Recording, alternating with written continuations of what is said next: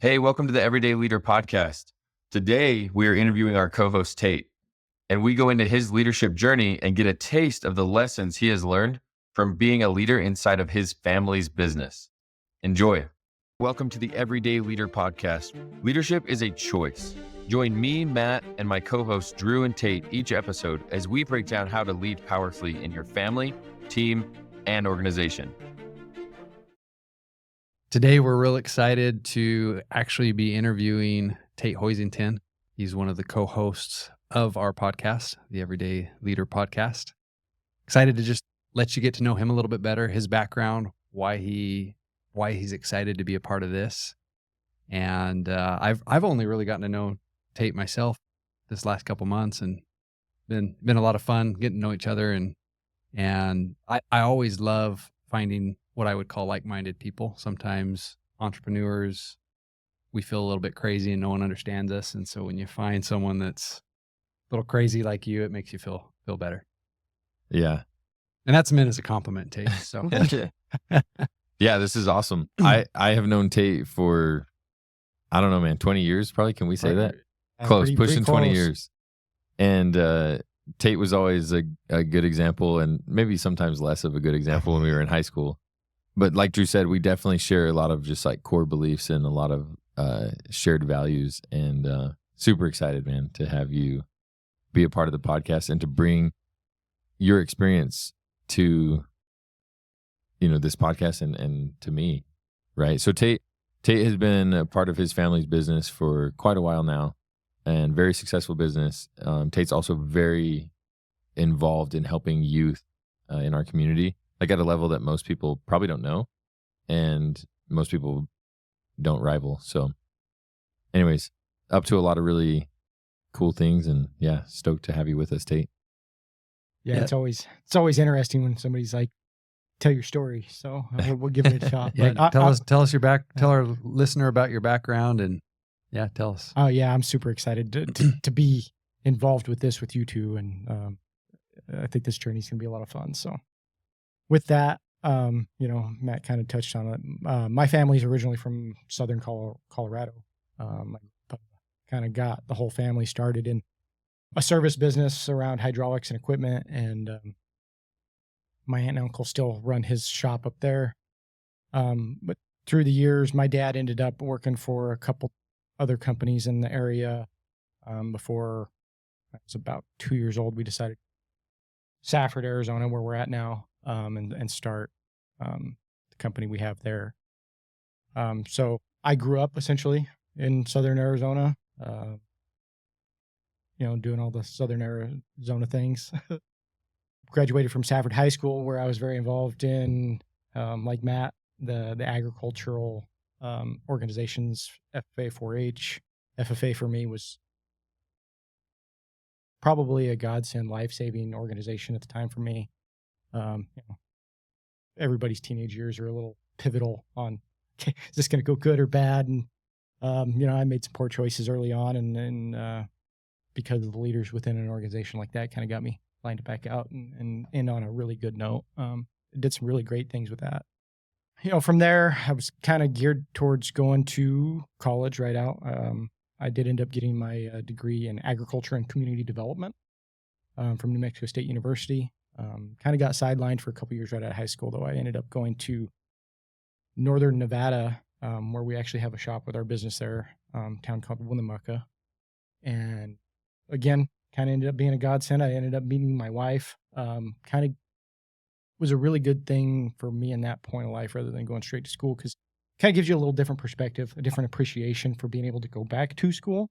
Kind of that pause period of, okay, here's what real work looks like, and get to do this forever if do some other things. And so I was able to go to Las Cruces, New Mexico, got my 4-year degree there. I was actually getting ready to start a master's program, and this was within months of graduating, and my mom was diagnosed with a glioblastoma brain cancer.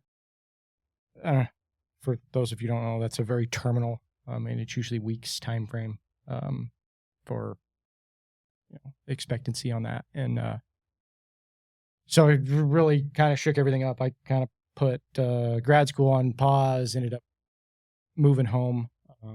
My then girlfriend, now wife, I'm fortunate enough she followed me. So we ended up back home, just pretty much went back to work. The whole intent around that was being closer to home when all this was going on. So fast forward a little bit, a lot of it. She's still around. She's kind of a miracle. Even at the time, she told me she was getting ready to go to treatment because they would drive back and forth to Tucson. I don't even remember how frequent. It was a lot. But she was walking out one day and she said something to the extent of, "Don't worry about it. Those statistics don't matter. Don't apply to me." Mm.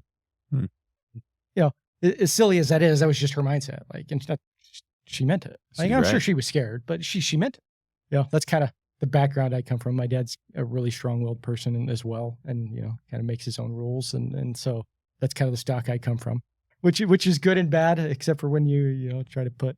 I have 3 brothers, so there's 4 boys and my dad. Try to get us all to do business together, and not to say that that's bad, but we're all pretty strong-willed, and it has its challenges. Fast forwarding a little bit, I worked various different roles within the business. I started down on the shop floor, working within the shops for a few years. I went purchasing and warehousing roles, customer service roles was actually probably what suited my skill set the best. Eventually taking over the operations of 5 different shops, close to 200 employees. So pretty good sized role. Ended up being a partner within the business over the last 6-7 years with my 3 brothers and dad. Made the decision to transition out for a number of different reasons. With that though, there's so much experience that's developed over the course of a timeline like that. All the different opportunities you get to be involved in early on. I'm not going to say there's not any advantages to being the owner's son, because there is. But it's not what everybody thinks they are, if that makes sense. You get opportunities, but they definitely expect something out of those opportunities. It's kind of a different level of. Yeah. Can you actually tell us a little bit about how, what that was like, where at the end of the day, you still chose to show up as a leader for people, regardless of the fact that you're the owner's son or you're now a partner? How did you do that? That's a challenging thing, and kind of a challenging answer, really, because there's kind of an internal conflict of, or at least for me, of, fighting the perception of, or what you think people perceive you as is, just the owner's son. What do you bring to the table? And, for me personally, I always fought really hard against that. And it wasn't until, and I fought, and to explain what fighting against that means is, I didn't want people to view me solely as that.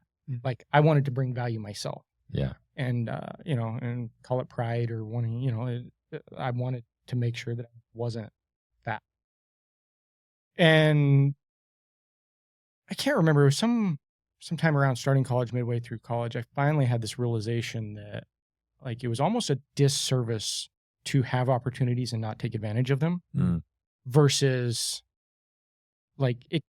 ignore them because I wanted to pave my own path. It's I had the realization that, man, I can utilize these opportunities and use what I know and turn around and help other people and do other things.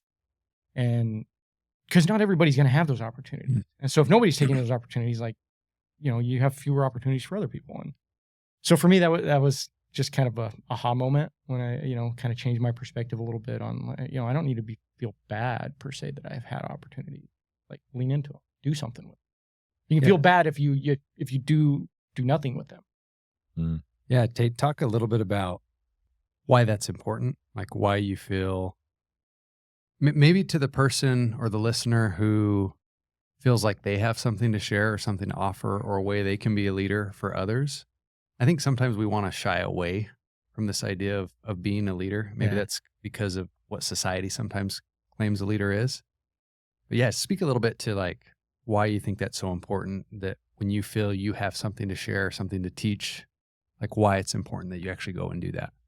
So it's weird because this journey has been multiple steps for me. There was the realization of, opportunities and how I process those. And honestly, the second half, to kind of answer your question, Chris Smith, the owner of Possibility Co. He basically challenges people on what is being arrogant, and basically pointing out that people shy away from things that potentially they're really good at because they don't want to be that arrogant, bolsterous, look at me type person. And in a way that's almost a disservice because you're not sharing the gold within you. I mean, the value within you with other people.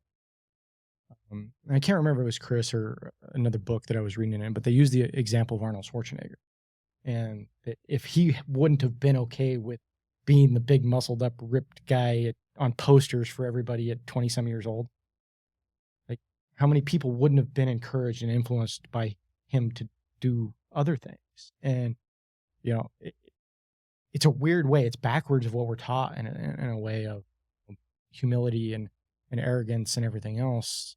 And I think there's a tactful way of doing it. But I also think your motives matter, like why you're doing it. Are you doing it because you want to look at me, or are you doing it so you can help others? And that's a key distinction for me. But it's amazing how much you can take those things and share them and really impact a lot of other people. The world needs more of that. Yeah. Matt also mentioned what you do with youth. Could you share a little bit about that? Yeah. So kind of light up a little bit, I guess. But it's awesome. FFA, 4-H, all that stuff's kind of been a passion for me. Livestock in general. Matt, we've talked in the past how we had other business dealings. I mean, we were on a livestock judging team together in high school. Further back for me, like my grandfather owned a sale barn in Fruita, Colorado. My mom ranching over the western United States.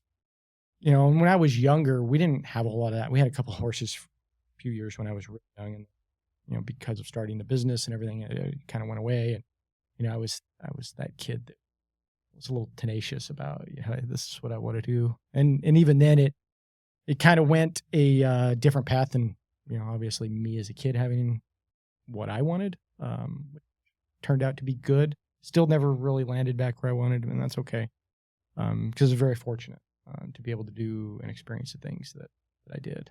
Ended up showing horses competitively at a national level, some different things around that. But to your question, like what I'm doing today, and a lot of it has to do with raising show cattle and helping exhibitors do the best projects they can. And the lessons. This is probably a longer conversation for another day, but livestock projects for me are a mini version of real life. And it's so funny because you get everything from the naysayers to the, these kids just have that because they spend a bunch of money, to these kids never do well because they don't do anything and they just show up and they want a paycheck.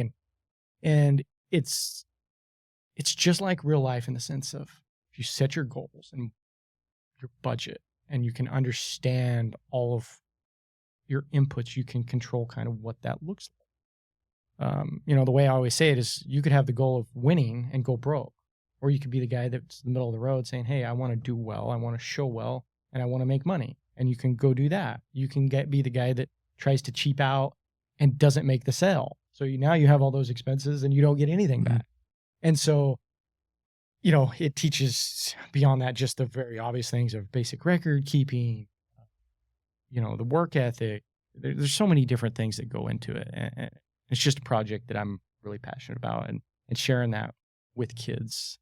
My mom, when I was a kid, she was always really good about trying to get our friends, kids, and different people involved. And I don't know how many projects she helped facilitate, at least the first year. And it's just something I love to do. Well, there's definitely going to be a lot for us to all gain from Tate. I mean, Tate's been a part of like a very large company, first of all. Tate's been a part of a large family company, which is a whole nother story, a whole nother pack of lessons to learn and ways to navigate things. And Tate's also been a part of a lot of acquisitions of other companies that have become a part of the larger company. And so, tons of experience that's just really valuable for people in any different role or aspect of their life. So with that being said, Tate, if there's one thing that kind of stands out to you about leadership in general, about showing up every day as a leader, regardless of, any of your experience, what's that? What stands out for you when you think about showing up as a leader every day? For me, and this has been one that's stuck with me, and there's a lot of side conversations, but I can summarize it in one word, and that's intent. Mm-hmm. And it's being intentional in what you want, where you're trying to go, how you're showing up to your employees, to your family, to your spouse. Because I think without that, knowing what you want, we just kind of drift. And if you drift, what are you doing? Not to say that it's nothing, but how much more impactful could it be if you were simply just to say, this is what I'm doing, this is what I'm trying to do, this is who I want to be, or who I am. And so for me, it's as simple as that. It's so good. Yeah. No, we could spend a lot of time talking about intent and what that really means. So, yeah. And it gets talked about a lot, but for me, it's so powerful. It helps you set the goals for the future, the goals of who you want to be, what you're trying to achieve. It's the basis of everything. So good. Well, we'll unpack this more over episodes in the future, and appreciate our listeners for being here with us today, and expect hear a lot more great things from Tate, a lot more great experiences he has to share. Yeah. Thanks, Tate. Thanks, guys. Thanks for joining us on the Everyday Leader Podcast. If you're ready to take your leadership journey even further, subscribe to our weekly newsletter for more insights and practical tips. And don't forget to connect with us on Instagram to stay a part of our growing community. Just follow the links in the show notes. If this episode impacted you, please help us spread the word and share the link with a friend from wherever you're listening.